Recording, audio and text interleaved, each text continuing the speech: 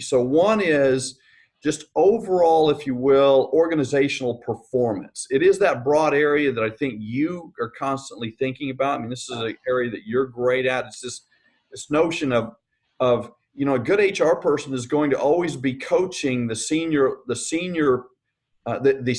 as well as the senior team around, do we have clear objectives? Are those objectives aligned? Do the processes and structure of our company support that organizational performance? And then do we have the right kind of cadence to actually drive that performance? So it's that organizational performance set of questions that sometimes your ops guy is asking and your finance guy is asking, but a good HR person will think, do we have a clear direction? I mean, it's the very stuff that you and I have been trying to work with this team. Yeah. Is that understood all the way through the organization? Do we have a structure that supports that strategy?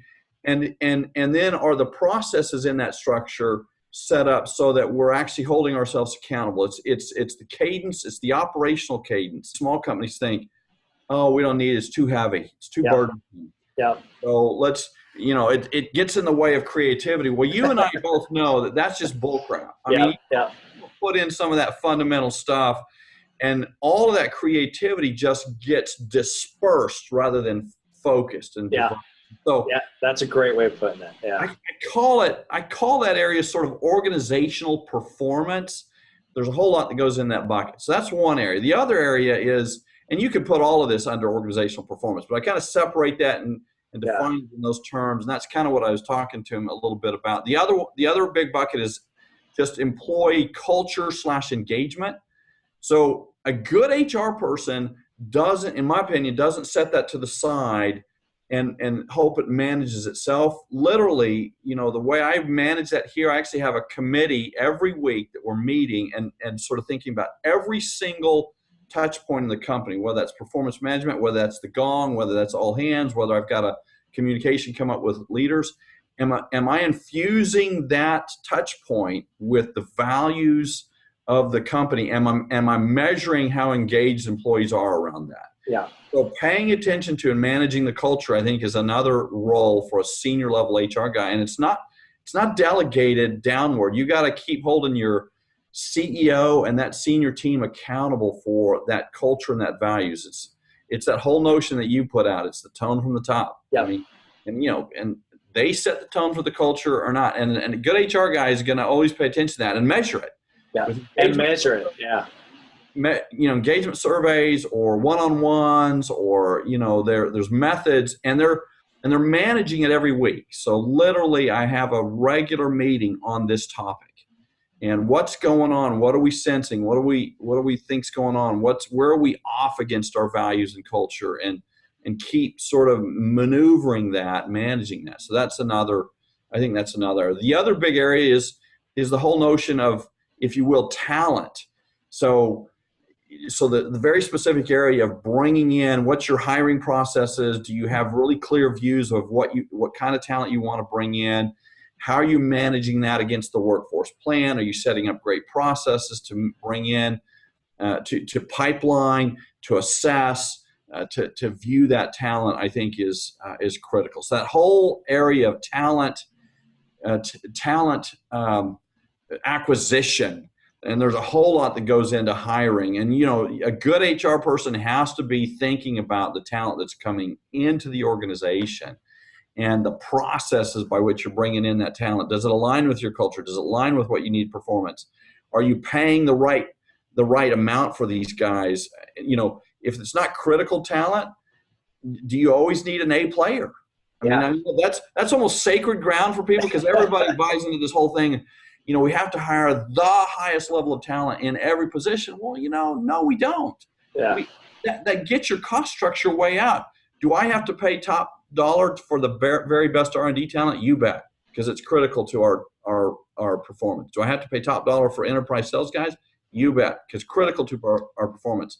Do I have to pay top dollar for the accounts payable guys? No, I don't. Yeah. Number one, there's a ton of talent out there, and I shouldn't be paying above the comp ratio for those guys. This is not a critical talent for me. So And you keep on bringing it back to performance, right? Because you're saying, what are we trying to get done? It all aligns. It all aligns to that first one. That's why that first one I actually said at the top, because it all aligns there. But then you sort of have to blow out what are you specifically paying attention to as the HR guy. So on the talent side of things, so this is about how do we find and keep and get the best talent? What about like the talent that's inside the organization? Is that part of this pillar or? Exactly. So the fourth pillar would be development. Okay. So what are you doing to actually coach and develop and pay attention to the talent that's growing in the organization? And again, you have to prioritize there in a given year. But one of the development things you've got to always be, at least in my opinion, again, I don't do, as I said to your friend, I don't do all of these perfectly, and I'm dropping balls left and right. But a good HR person, I think, is paying attention to that development of leaders that are growing into the organization. How are you coaching those? So good HR person is also going to be the coach that's willing to give some tough feedback at the senior level. But they're also figuring out strategies. If you need to have really good sales development or service development, just in terms of training, you got to think tactically about making sure that those resources are oriented in the right place. But developing leaders and having a guy that is willing to coach and have hard conversations and even say to the CEO, you know, I know you got a close friend over here, but you need to get rid of this guy. It's time for him to go. Yeah. Time for him to have a hard conversation. So that whole development of leadership piece is another pillar.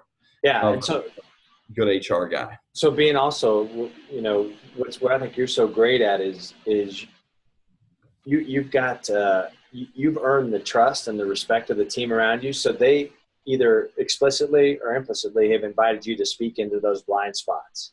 Yeah. Asking me, how do I set that up? How do I earn the trust of the CEO who expects me to come to him with hard stuff, and also earn the trust of the team members on the CEO team? And the way I set this up, and I was telling this is a delicate balance, but I literally say to Gene, there are certain conversations, unless they're a breach of my financial and fiduciary responsibilities or ethical responsibilities, there are certain conversations that I will guard, Gene. If Kelly comes to me with certain things, I will coach him to come to you. You know, I will give Gene an overall view of what's happening if I'm sensing a theme that I can come to him about, or if a member wants me to take issues to him. But there are certain things that I will guard so that those guys can feel like I can be a release valve for them. But what I tell to Gene, what you have my commitment on is I'll be tough with these guys. If there's things they need to come to you with, I'm going to tell them that you need to go to Gene with that. That's something you don't want me to take to Gene. I get it, but you need to go to Gene with that. And again, if it's going to really hurt the company, then I have to make a hard decision. But yeah, you got to earn that trust. Yeah. Sometimes you got to just kind of explicitly set the contract. Yeah. The fifth area that I talked to him about was just all around. And again, these are just been my thinking for many years. Well, this is great because I'm going to capture this and I'm going to start working on this and I'll feed it back to you. And that way you can kind of tweak it and work on it. And by the way, all of these areas line up to driving that first one, organizational performance. So, I mean, there's all sorts of ways you can model this. But the other big sort of, if you will, explicit area that a good HR person has to pay attention to is the compensation and benefits, but primarily you go hire good people to do your benefits. You just get standard benefits, and you can still work and be differentiating there. So you're involved in that conversation, but I'm highly engaged in the comp conversation. And how are we incenting people? How are we thinking about equity? What's happening out there in the marketplace? How are we competitive against our peer group at the executive comp level? How am I thinking about the use of equity through the company, the use of bonus, the use of merit? You know, how do you balance that total rewards picture? Yep. And bring in and because that thing is moving and changing all the time. So good HR people got to know what's happening in the comp space. Yeah. And that's been fun for me. I've actually developed that over the last, probably more so over the last 10 years. Well, I didn't grow up in the comp space, but now I love it.